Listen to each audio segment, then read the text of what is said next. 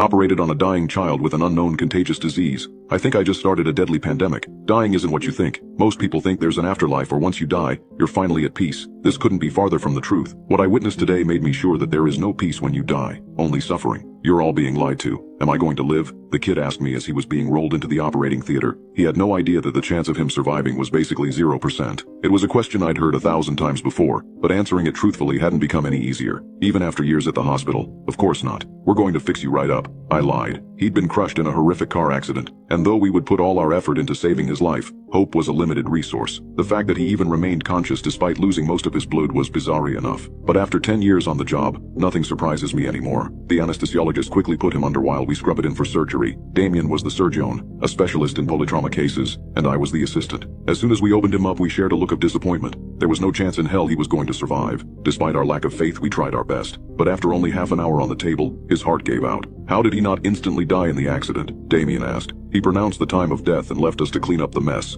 I took the responsibility of cleaning the kid up for the morgue, a task I'd committed to countless times before, and it was something that never got easier to do. The kid couldn't have been more than 15, and as I'd heard, he was just learning to drive, unexperienced, and attempting his first drive on a slippery road. He managed to steer off of a cliff. His father died on impact, but he himself miraculously lived long enough to face surgery. With all dead bodies, we have to inject them with formaldehyde to prevent them from decaying. As I put the needle to his open abdomen, his body twitched for a moment. I retracted the needle in surprise, wondering what had caused a post-mortem spasm. Then I witnessed what had to be a miracle bestowed by God. The boy suddenly gasped for air as his eyes shut open. He let out the most violent scream imaginable as he suddenly returned to life. "Help me," he begged with a guttural voice as I stumbled back in panic and slipped onto the floor. I called for help, and the rest of the team running into the operating theater, each panicking as they witnessed the previously dead boy scream on the operating table. His spine was fractured, so though he yelled in agony, he could do nothing to move. The anesthesiologist quickly attempted to sedate him while we checked his vitals. Despite all evidence pointing to the contrary, his heart had not started beating again. He was supposed to be dead. I started chest compressions, desperately trying to get his heart going.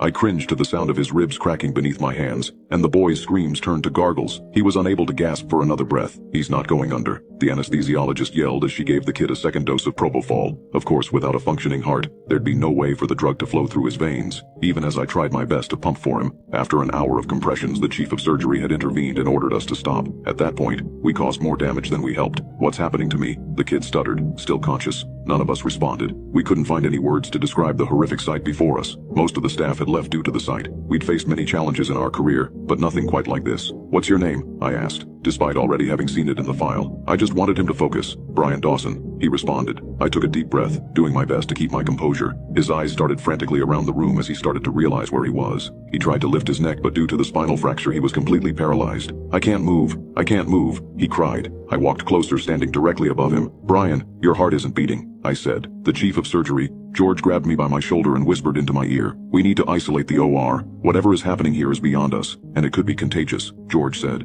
He rushed into the preparation room and picked up the phone. Through the glass door I couldn't hear what he said, but I assumed he was calling security to shut down the ward. "Where's my dad?" Brian asked, trying to hold back tears. I was taken aback by his question. I just told him his heart was destroyed, and that he was supposed to be dead. Yet his first concern was regarding his father. I had to use every ounce of energy in my body to prevent myself from breaking down in tears. "I'm sorry, Brian. He died on impact," I said, as his eyes went blank and his face went pale. He sobbed quietly. "Why didn't I die with him? I'm supposed to be dead," he exclaimed, his voice breaking over tears. I didn't know what to say, so I just tried to give him a comforting answer. "You're not alone. I'm staying here until the end." George had been quick to shut down the operating theater, and the Center for Disease Control had long since been alerted of our situation. We had nothing to do but to wait and pray to any god that Brian wasn't contagious. I had already been exposed, so I examined Brian, checking for any chance of improving his situation. "Can you feel this?" I asked, as I checked all his limbs. "Not a thing," he responded, "but it hurts so much on the inside." "Where exactly does it hurt?" I asked. "Everywhere, please help me. I don't want to suffer anymore," he begged.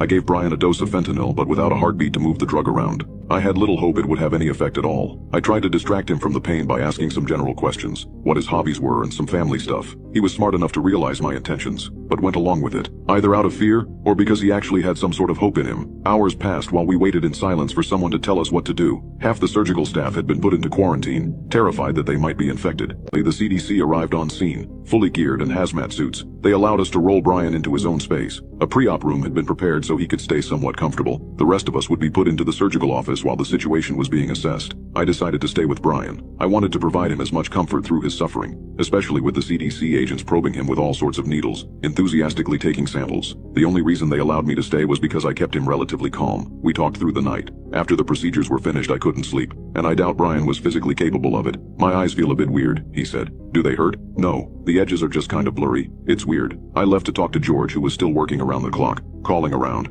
making sure the other patients were redirected elsewhere. What if we put the kid on a hard lung machine? I asked. George put the phone down for a moment inside. Then what? He has no functioning liver, his aorta's cut into pieces, and his intestines shredded. Even if we got him a new heart, he'd never survive. George responded. Just keep him company while you can. I knew he was right, but some of my professional knowledge was put aside due to the insane nature of the situation. Help! Brian shouted. I rushed to his side. I can't see, he stuttered. I pulled out a flashlight and examined his eyes. Both pupils were unresponsive, and his eyes had started to deflate, which was one of the stages of decomposition. Brian had started to rot. Please help me. I'm scared. Brian was a brave kid, but he started to lose his composure just like everyone else in the ward. I kept talking to him, but the inevitable truth was that if he kept decomposing, he'd soon lose all his senses, all the wildly unconscious to experience it. As horrible as it might sound, I begged that it might finally allow him to pass on. We kept talking. I asked him if there's anyone he wanted to call, but as I already knew from the others, Brian's mother had died during childbirth, and his father had been in the same accident as himself. As we talked, Brian's voice kept getting louder, as if he was struggling to hear. Are you hearing me all right?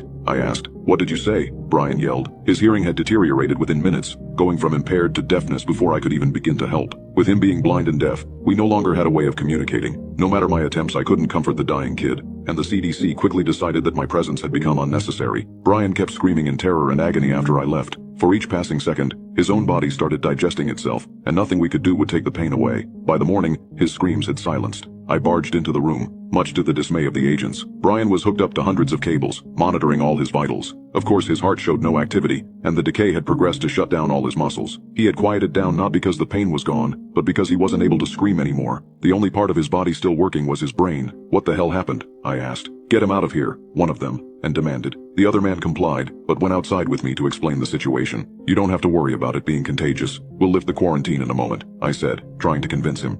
He looked weirdly somber as he spoke those words. What about Brian? What will happen to him? He's still conscious, but he has no respiratory function anymore, so we have no means of communicating. Brain was still alive, blind, deaf, and dumb. He had to suffer in loneliness, unable to die. The senior CDC agent demanded that his colleague who kept quiet before they could tell me anything else. They left with Brian, covered him in an airtight capsule, so no one would see the horrors that had just occurred within our surgical ward. As soon as the quarantine was lifted, I headed home to write up my letter of resignation. I had a well-connected contact within the CDC, but upon trying to get more information, he claimed no such case had even been presented to them, that no one had ever been admitted to their facility under the name of Brian Dawson. About a month later, a lawyer, accompanied by a doctor, showed up at my door with a bunch of documents, all regarding doctor-patient confidentiality. The lawyer looked tired, worked down to the bone. I could tell this wasn't his first trip. He asked me to sign some documents, and to never speak of this again, saying I'd lose my medical license if I did. Not that it mattered to me, I'm done in that field for good. I was given an injection by the doctor. He told me that Brian's disease was not unfamiliar to them, and that it was extremely contagious, but only upon death. He explained that half the population is infected with a disease that keeps the brain conscious for hours, even days following death. Brian's case was special in the sense that he actually retained some motor function, and was able to speak to us. The injection given was not a cure. It'll only prevent me from spreading the disease, but once I die, I'll suffer a fate similar to Brian's.